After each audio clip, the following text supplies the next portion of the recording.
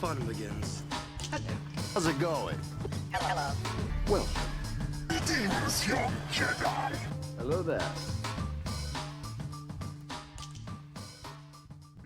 What's up, everyone? Hybrid Toy Reviews here, and today we are taking a look at a really cool micro-galaxy Squadron ship. This is the Magnaguard fighter. We see it in the Clone Wars movie. I don't believe we see it in many episodes after that. I know Cad Bane gets a repainted one that the Republic impounds in early Season 2. That might be the last time this ship appears in universe. If I'm wrong, correct me. But I feel like it just does not get a lot of screen time, but it's a really cool design, something that I'm really happy to talk with y'all about. So without further ado, let's jump into the review and see if this ship is a good addition for you. Alright, here's the Magnaguard fighter. On the overhead view, we're going to take a look at the packaging. This is your standard microgalaxy packaging, being a very big bubble on a card back. So this bubble encompasses the ship nicely. It features your figure here in the front, a little graphic indicating that the figure fits in the ship, which is always nice. You have your Microgalaxy Squadron logo, your ship name there, a bunch of warnings, Clone Wars logo up there. Around back, you have the hologram of the ship showing some of the features, where the landing gears are and such. You have a card you can cut out. I don't really know too many people that do, but it is an option.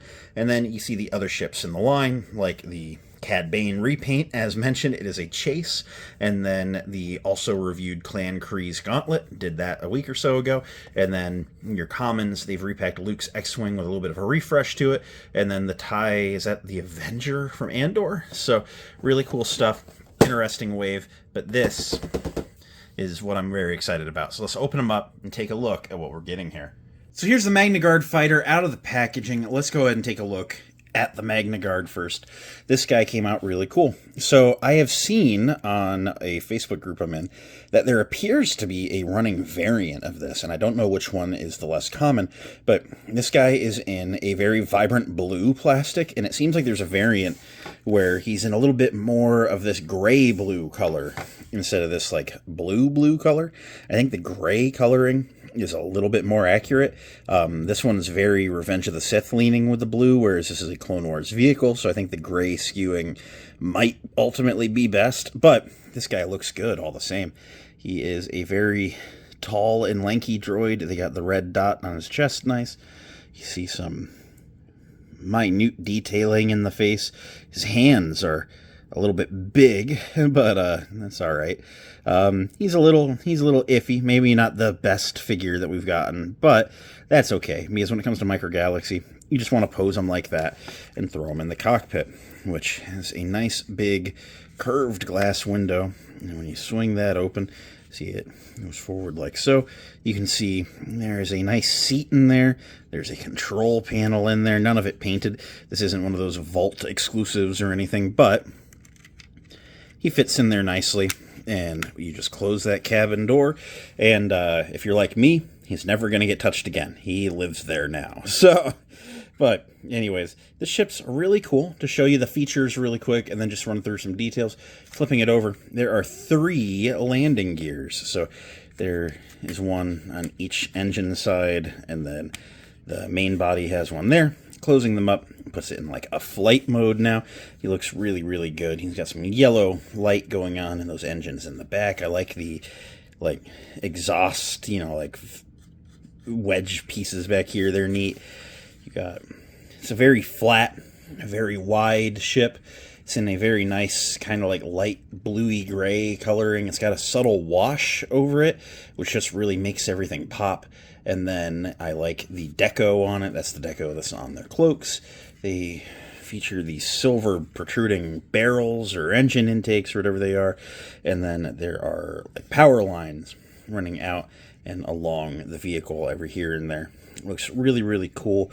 It's very much a dogfighter kind of vehicle. It's meant for flying along and shooting other ships out of the sky. It features these opening panels. I don't truly know what purpose they serve, but it allows you a good look in there at whatever that is. It's neat. I guess it's neat that they've given us like a feature, but I'm just kind of like, that's something. I don't quite know. I don't recall like do they open, like, air brakes or something? Or, like, do they have to, like, load ammunition in there? I don't know. Maybe they do. Yeah, it's a vehicle that, again, has very little screen time, so I'm just kind of like, I don't know. But it's a very cool-looking vehicle. They've adapted it very faithfully to what I can recall, and it looks really good. Something to keep an eye out on. I have seen many a Facebook post about sometimes these missile side things are not attached in the package. Like some of the promo photos didn't have it in there, and then I think there was a QC issue or two where they weren't included, like they don't get glued on.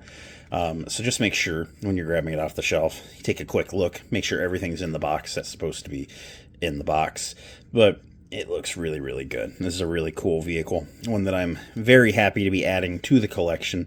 And I think if you are in any way interested in this line, you should be considering adding it to your collection as well. I wanted to put it next to a V19 Torrent just to show you that they do scale together fairly nicely. I don't think we ever saw them duke it out in the Clone Wars or anything. But one thing this does make me wish for, I really hope we get a Twilight at some point, since we do see two of these shoot down the Twilight over Tatooine in the Clone Wars movie. That would be an excellent set. Yeah, make me a Twilight, maybe make it, man, it would almost have to be like in that big box like the Ghost, right? You know, because it's like a big box of a vehicle with a long wing on the side. Wing probably would have to be a separate piece that pops on out of the box. But I want that compartment in the back big enough to put Anakin's Starfighter in, like in Duel of the Droids. Come on, Jazzwares, you can do it.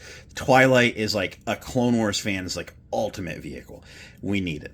So end of the day, what do I think of the Magnaguard fighter? I'm gonna be honest, I think it's really cool. As a Clone Wars kid, I want anything they can give me from that show. But I will also acknowledge that this vehicle is somewhat niche. You know, it had a really popular Lego set back when the Clone Wars movie came out. But other than that, you know, it basically had zero screen time. And it's just one of those things where it's like, man, you know, I totally am happy that it's here, but I accept that it might not be for everyone because it's just not the most iconic thing of all time. But not everything has to be iconic. Sometimes the rule of cool is enough.